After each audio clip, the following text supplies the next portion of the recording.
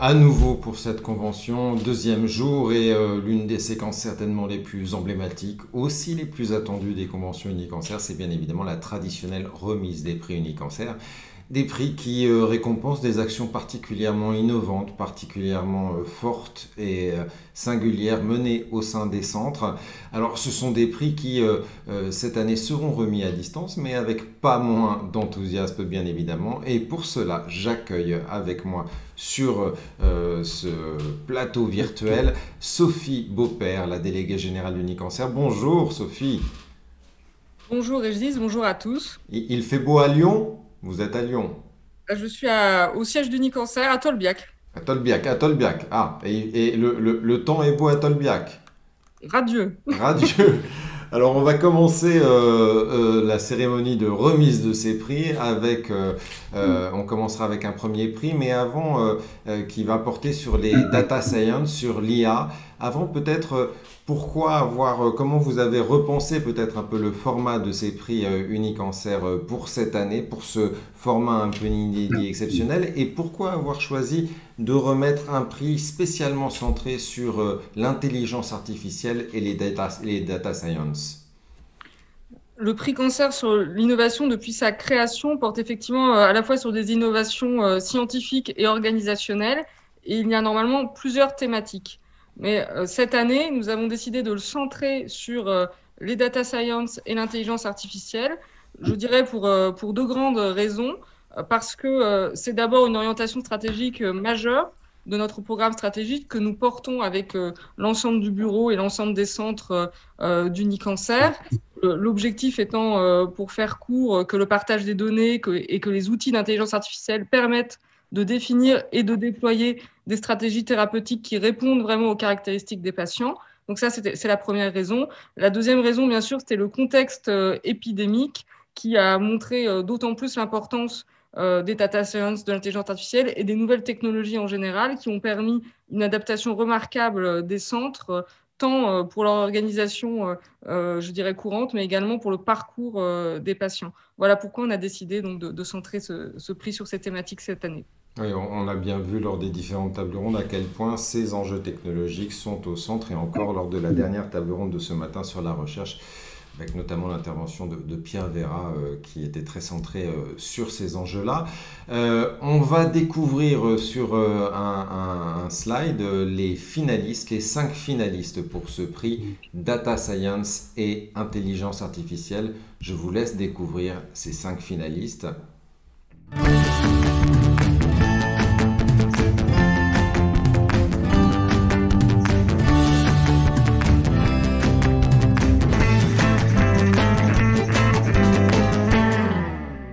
Présente, et Sophie Beaupère. Alors, je n'ai pas les tambours qui devraient faire ta ta ta ta ta ta ta, mais je fais ta ta ta comme si les tambours étaient là. Le prix est attribué à, je vous laisse révéler le lauréat. Il est attribué au projet LifeX, un logiciel intégré pour une recherche en radiomique reproductible et transparente. Et ce projet va nous être présenté par Christophe Nioche, qui est docteur et ingénieur de recherche INSERM à l'Institut Curie. Alors, on accueille Christophe Nioche. On devrait le faire sous les applaudissements, donc on va applaudir Christophe Nioche tout de même à distance. Hein. On peut le faire. Bravo Christophe Nioche. Bravo, ingénieur de recherche INSERM à l'Institut Curie, développeur principal de ce logiciel LifeX que vous portez, que vous développez depuis plus de 4 ans. C'est une sacrée aventure, on va le voir. Ce logiciel permet une meilleure analyse des données d'imagerie en matière de cancer, particulièrement pour le cancer du poumon. Et il représente aujourd'hui une vraie communauté à travers le monde de plus de 3600 utilisateurs. On va en parler de ce succès exceptionnel, de ce projet hors du commun. Mais avant, on va voir une vidéo que vous avez tournée pour nous en dire plus sur ce LifeX image.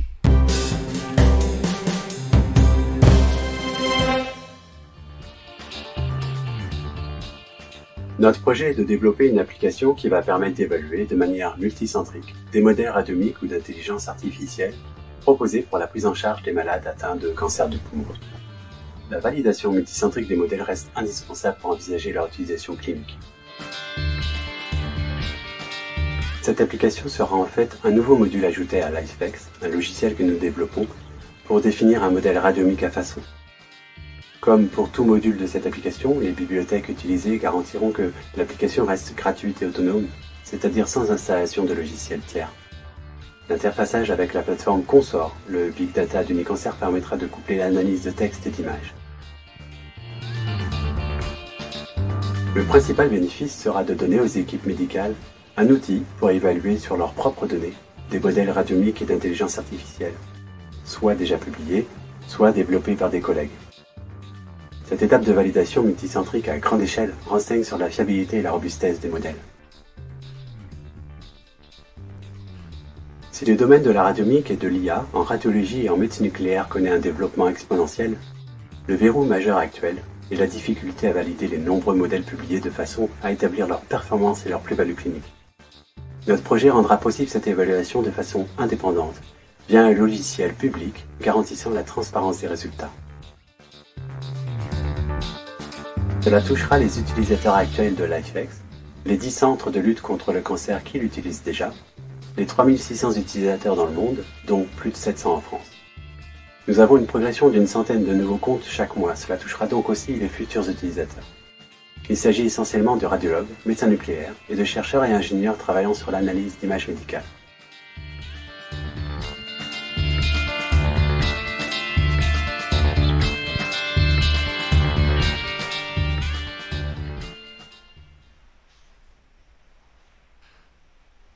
Alors, Christophe Nioche, bonjour, merci d'être avec nous et félicitations pour ce prix, pour cette grande aventure.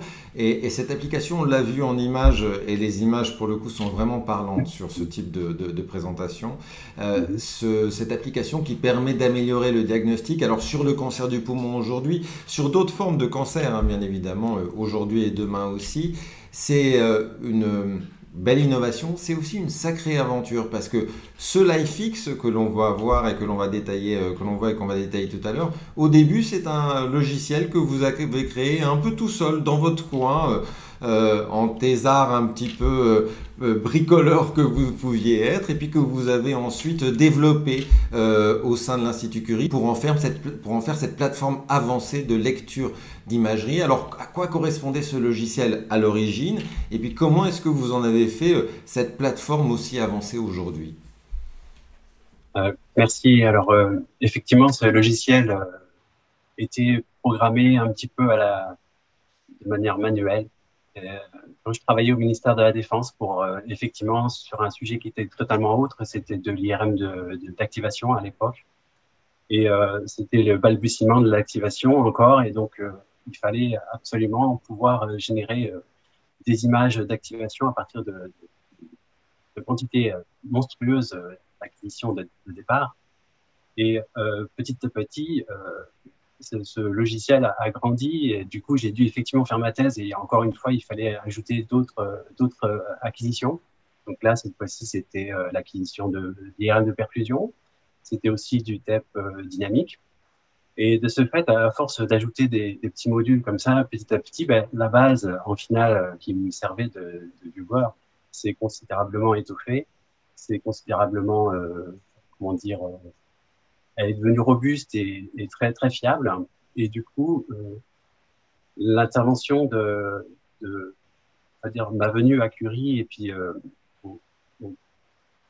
bien avant en fait aussi au commissariat à l'énergie atomique m'a permis d'intégrer la partie texture dans ce LifeX en question. Donc c'est un module supplémentaire, mais cette fois-ci qui a été diffusé. Et donc tout l'intérêt était là. Après, une fois que c'était parti, la diffusion est lancée. En effet, à la base, un simple logiciel de lecture d'images, si l'on peut dire, d'images très variées, puis c'est devenu, avec des index que vous avez ajoutés et qui sont présents aujourd'hui, un logiciel de compréhension et d'analyse de ces images et pas simplement de lecture. Il permet surtout ce LifeX de diffuser, d'améliorer cette technologie en plein développement. On en a parlé tout à l'heure, la radiomique, elle permet, et ça Pierre Véral nous l'a bien dit, à la fois de visualiser des tumeurs sans besoin de biopsie et puis de les reconstituer en 3D et de les analyser, surtout d'analyser de nombreuses datas sur ces tumeurs, ce qu'on appelle les textures, les caractéristiques des tumeurs. Et Pierre l'a bien dit tout à l'heure, il y a beaucoup de caractéristiques en jeu et qui permettent d'affiner véritablement les diagnostics et les pronostics autour de ces tumeurs. LifeX aujourd'hui, c'est un nombre impressionnant d'utilisateurs, plus de 3600 centres. et 70% de ses utilisateurs sont des oncologues ou des médecins. En quoi est-ce que LifeX, sa mission première, c'est de faciliter pour tous ces opérateurs de terrain clinique l'appropriation et l'utilisation de cette technologie novatrice?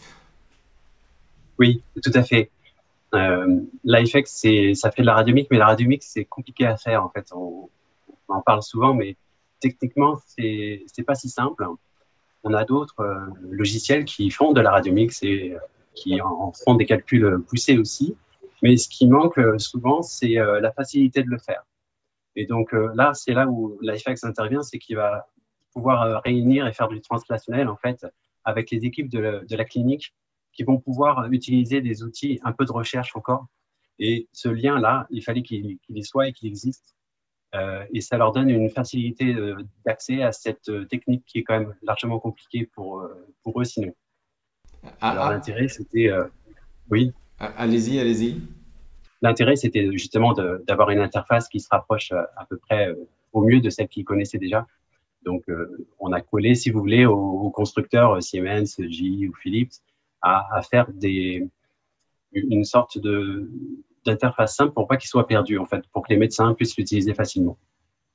Avec un apport de l'IA, quel est l'apport de l'IA pour faciliter justement cette prise en main de cette technologie et des résultats qu'on peut en obtenir? Alors, l'IA, elle va arriver en complément. Et puis, après, ensuite, c'est-à-dire que LifeX va extraire beaucoup d'index radiomiques, des images. L'IA va pouvoir faire des modèles. Et après, ces propres modèles spécifiques à une tumeur très précise va pouvoir être réintégré dans LifeX et du coup être utilisé justement sur cette communauté. Avoir des modèles types à partir desquels on va pouvoir essayer de mieux comprendre la tumeur que l'on a en face et les textures et les caractéristiques qui lui sont propres. Ça c'est je dirais, l'essence de ce logiciel. Il y a aussi l'esprit du logiciel, si je puis dire. Et vous avez voulu dès le début en faire un logiciel en accès libre. Ça a permis, on l'a vu, de générer cette communauté internationale très impressionnante. Alors c'est beaucoup d'utilisateurs, mais c'est aussi une grande dynamique d'utilisation, puisque les utilisateurs, ils vous font des retours, ils disent « Ah tiens, ça serait bien de rajouter ci, de rajouter ça ». Dans quelle mesure cette communauté, est-ce qu'elle nourrit et elle contribue à l'évolution permanente, je dirais, de LifeX? Oui, alors la communauté est intéressante et ça, on ne savait pas jusque-là. Mais effectivement, à partir d'un moment où on atteint un nombre important d'utilisateurs, on a beaucoup de retours. Et en ce moment, on en a à peu près un par jour. Alors, il peut être positif, mais c'est quand même assez rare. En général, quand tout va bien, on n'en entend pas parler. Mais il peut être aussi des débugages assez poussés. En général, c'est des bugs qu'on ne peut pas mettre en évidence assez facilement. Il faut vraiment que ce soit une sous-partie bien utilisée. Et à ce moment-là, c'est très intéressant de savoir. Donc oui, il y a quelques bugs aussi, bien entendu. Mais on a surtout l'avantage déjà d'avoir des partages. Parce que les images dans le médical sont souvent sous un format DICOM. Mais le format DICOM, il est très, très étendu et on peut faire beaucoup de choses avec. Et donc, ça fait partie d'un ensemble totalement d'images différentes qu'il faut intégrer et pouvoir lire. Et ne serait-ce que ça, quand on a des retours d'utilisateurs avec des images, parce qu'ils sont enclins à nous distribuer leurs images, même de manière anonyme, ça nous avantage, nous, en tant que développeurs et autres, pour justement faire une implémentation qui puisse marcher dans tous les cas. Et ça, c'est pas évident. Et donc, on peut y arriver qu'avec justement une communauté assez grande. Et cette communauté. L'autre avantage, j'allais dire, c'est là, on intervient en tant qu'expert en radiomique parce que quelque part, faire de la radiomique, c'est pas si facile. Il faut rentrer dedans d'une manière, on va dire, logique et il faut avoir des bons réflexes. On peut faire beaucoup de bêtises en même temps et donc on a tendance aussi à vouloir former pour faire de la bonne radiomique en fait. Et ça, le réseau nous permet de le faire aussi. Et il apporte, ce réseau, en plus de ça, vraiment un différenciant, ce qu'on peut dire un avantage concurrentiel aussi par rapport à d'autres logiciels du même type qui peuvent exister, puisque là, il déploie des fonctionnalités et des facilités d'usage que probablement d'autres logiciels ne vont pas avoir parce qu'ils n'ont pas cette innervation d'utilisation et d'utilisateurs. Il y a aussi un enjeu qui se joue au niveau de la recherche. La radiomique, c'est une discipline jeune, c'est des enjeux de standardisation, de développement, de ces index qui sont encore compliqués aujourd'hui à harmoniser, à mettre en place. En quoi ce logiciel-là peut aider justement à la recherche et à la standardisation des index de radiomique? Alors, effectivement, les index étant compliqués, il y en a aussi beaucoup. Et donc, il peut très bien y avoir, même ne serait-ce qu'un index qui a un nom, mais qui a plusieurs définitions derrière. Les calculs peuvent être tout à fait différents. Et donc, les résultats aussi différents. Et donc, ça, c'est très important à l'heure actuelle de commencer à harmoniser l'ensemble. L'IFEX, il n'a pas la vocation de lui-même harmoniser. Donc, en fait, on est associé avec des groupes de recherche, enfin, ou des initiatives comme le IPSI, la nouvelle initiative Images, Biomarqueurs, Standardisation Initiative, qui est un regroupement en fait ces experts pour que eux-mêmes s'harmonisent au niveau de leurs données et de leurs résultats. Donc ça, nous, on en fait partie et je pense que c'est une manière importante de participer justement à cette standardisation. Il faut que absolument tout le monde parle le même langage, en fait, on va dire. Quelles évolutions futures, quelles applications prochaines il y a pour le logiciel, selon vous, et dans vos espoirs et vos perspectives? Alors, déjà, c'est toujours de répondre aux besoins des utilisateurs et qui sont toujours plus nombreux, donc il y a encore plus de besoins, ça, il n'y a aucun doute là-dessus. On a du travail jusqu'à la fin de nos vies, si on veut. Augmenter les fonctionnalités, donc ça, c'est une première des choses, il n'y a pas de doute. Après, je pense qu'il faudra aussi, et c'est le côté de l'initiative, à réintégrer les modèles parce que ça, c'est pas fait encore. Et donc, à partir de là, on aura vraiment un outil très intéressant à diffuser encore plus. Sophie, d'un mot, qu'est-ce qui a particulièrement retenu l'attention du jury sur ce projet? On le voit, c'est une histoire vraiment singulière, c'est des applications très nombreuses, c'est une technologie très avancée. Alors, il a bien sûr eu la meilleure note sur les 39 projets présentés, mais c'est vrai qu'il a aussi obtenu un large consensus de la part du grand jury. Je dirais en synthèse pour 4 grandes raisons. Comme ça a été souligné, c'était un projet qui est en réseau, donc avec plusieurs centres qui participent. Il est ensuite très innovant. Il concerne un domaine en pleine expansion, comme vous l'avez dit, la radiomique, et enfin, il a un fort impact sur les patients. C'est ces 4 grandes raisons qui nous ont conduits à le sélectionner. Alors, comment sera remis le prix? Puisque maintenant, on est tous dans des petits écrans. C'est compliqué pour remettre des chèques, des trophées aux lauréats. Alors, au-delà de cette remise virtuelle que nous faisons actuellement en direct, vous recevrez, Christophe, le chèque par la poste, c'est important. Et également, dès que nous le pourrons, nous ferons une rencontre physique qui nous permettront de vous remettre le trophée. Alors, merci à vous. Merci Christophe d'avoir été avec nous. On va passer au deuxième prix. Merci à vous Christophe. Deuxième prix, c'est le prix coup de cœur du jury, un prix classique des trophées. Comment est-ce qu'il est déterminé, ce prix coup de cœur? Alors, il figurait parmi les 5 projets finalistes. Il a été sélectionné sur la base de la note, mais aussi parce que c'était un véritable coup de cœur du grand jury. Alors, je vous laisse, Sophie, nous annoncer officiellement, je refais les tambours, le prix et le lauréat de ce prix coup de cœur du jury. Alors, il s'agit du projet Ependymomix, approche multi-omique par deep learning de la radiorésistance des épendymomes de l'enfant et de l'adolescent. Il est présenté par la professeure Anne Laprie, oncologue radiothérapeute de l'Institut Claudius Regaud de Toulouse. Alors, professeur Anne Laprie est avec nous. Bonjour Anne Laprie en direct de Toulouse. Bonjour. Bonjour. Vous nous entendez, vous êtes oncologue radiothérapeute, investi depuis de très nombreuses années sur la recherche sur les cancers de l'enfant. Et vous venez de mettre au point ce projet de recherche particulièrement ambitieux et novateur, on va le voir, qui concerne le deuxième cancer pédiatrique le plus courant à visée curative. Là encore, on va découvrir ce projet à travers une vidéo et on en discute juste après. Images. Bonjour, je suis le professeur Anne Laprie. Je suis oncologue radiothérapeute à l'Institut Claudius Regaud sur le site de l'IUCT Oncopole. Je suis en charge du traitement des tumeurs de l'enfant.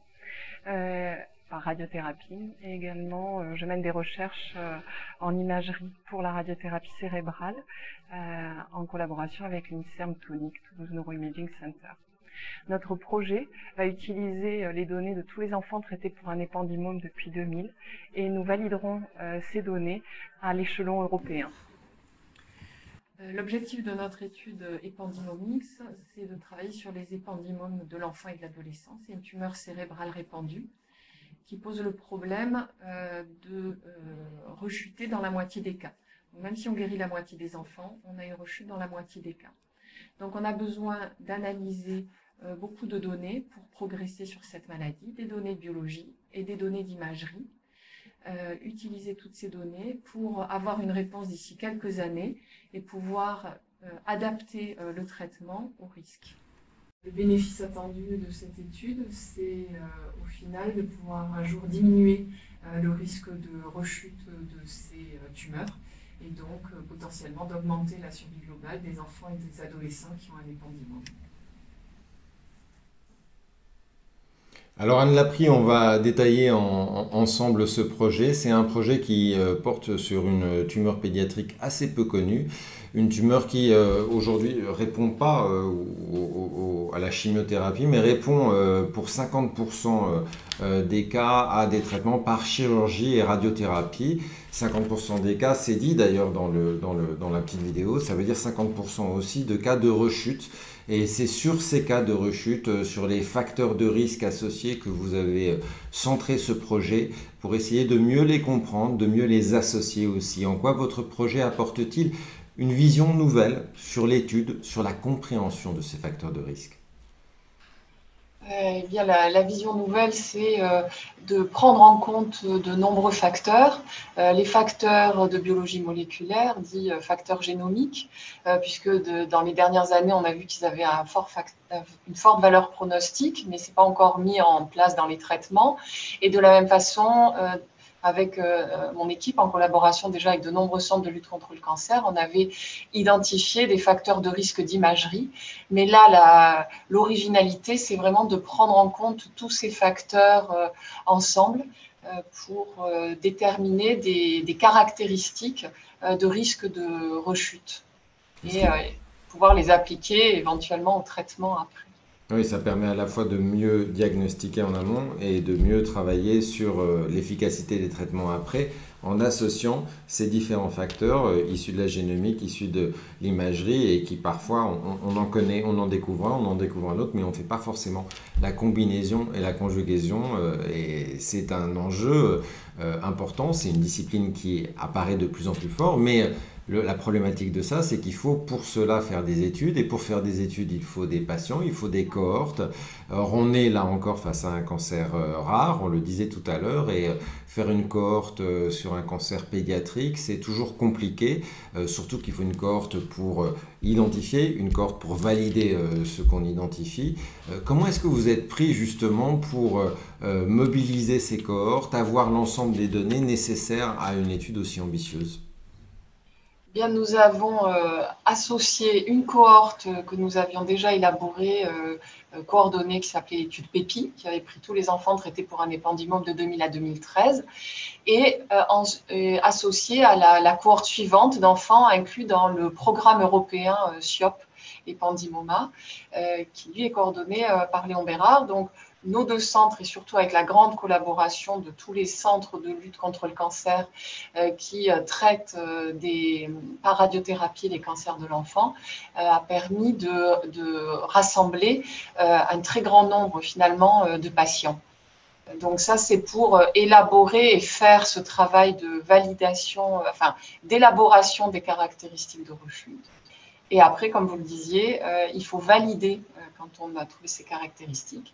Et donc, ce projet SIOP Ependymoma étant un projet européen, on a établi des collaborations pour ce projet particulier Ependymomix de validation des caractéristiques qu'on espère trouver sur les cohortes des autres enfants européens, de données d'imagerie et moléculaires des enfants européens inclus dans ce projet SIOP Ependymoma. Alors c'est Réalisation complexe, on le disait tout à l'heure d'ailleurs dans la table ronde, parce qu'il va falloir faire travailler des gens qui sont plutôt sur les imageries, la radiomique, des gens plutôt sur la génomique, donc faire converger ces différentes expertises. Et puis vous travaillez sur des cohortes qui pour certaines datent d'il y a plus de 10 ans, et donc les données, le recueil des données qui étaient fait à l'époque n'est pas forcément affiné à la mesure de la connaissance des facteurs de risque qu'on a aujourd'hui. Est-ce qu'il a fallu pour cela retravailler sur certaines données des plus vieilles études cliniques que vous avez reprises? Oui, tout à fait. Et donc, on va par exemple analyser toute la biologie moléculaire de la première série PEPI, et puis faire un effort important de récupération des données d'imagerie du protocole européen en cours. Donc, ça, c'est quelque chose qui demande beaucoup de travail, mais c'est vrai que la structuration de la recherche en cancérologie pédiatrique actuelle fait qu'on est proche des anatomopathologistes, des radiothérapeutes, des oncologues, pédiatres, des neurochirurgiens, pour avoir vraiment beaucoup d'énergie et de bonne volonté pour pouvoir collecter ces données, actualiser celles qui doivent l'être. Quel est l'apport de l'intelligence artificielle sur ce projet-là? Alors, il est multiple. Il va être déjà sur tout ce qui va être harmonisation des données, puisque c'était une étude éminemment multicentrique. Et donc, c'est très important de travailler sur l'harmonisation des données avec le modèle IPSI, comme décrit par Christophe Nioche précédemment, en collaboration avec une équipe experte dans le domaine. Il y a aussi une part d'intelligence artificielle sur la lecture et la corrélation entre la biologie moléculaire et l'histologie.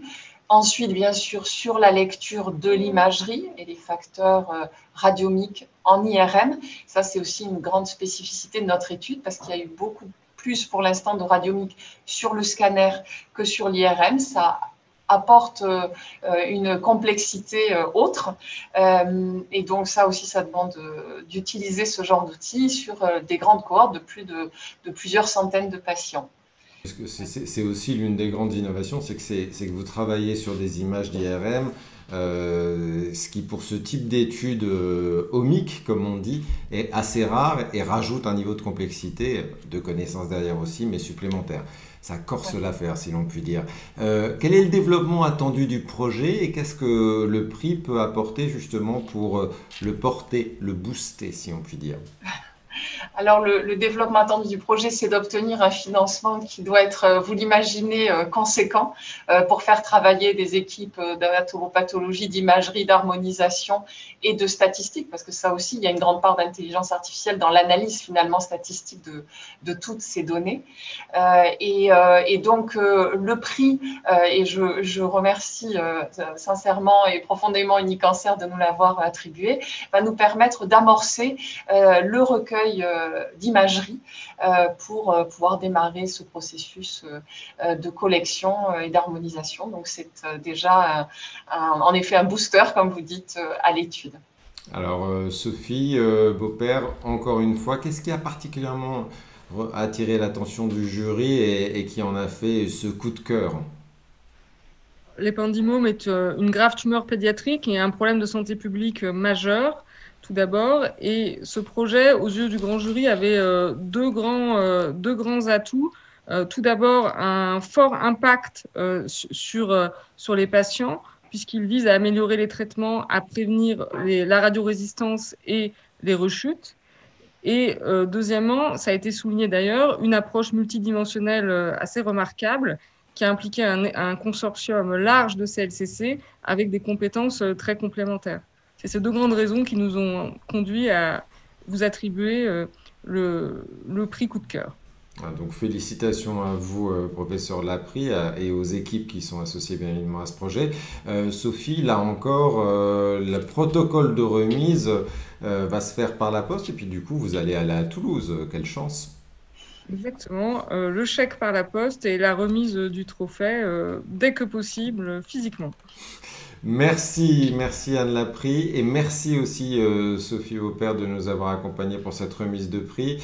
L'année prochaine, la remise de prix se fera peut-être en présentiel, on l'espère en tout cas.